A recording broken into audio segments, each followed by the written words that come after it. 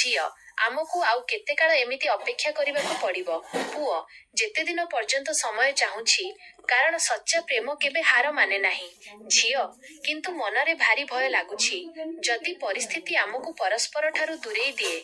पुओ दूरता केवल शरीर रे थाए हृदय रे नुहे मु सबुबेले तुम अनुभव रे तुम पाखरे ही रहिबी झियो तुमर ए भरोसापूर्ण कथा गुड़िक मन को भारी शांति दिए पुओ कारण मो प्रेम रे केवल सत्यता अछि कौनसी छलना बा भय नाही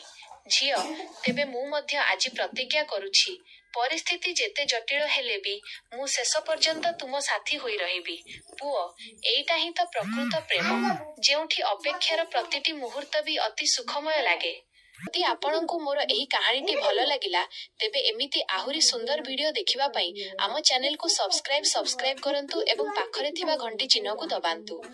धन्यवाद।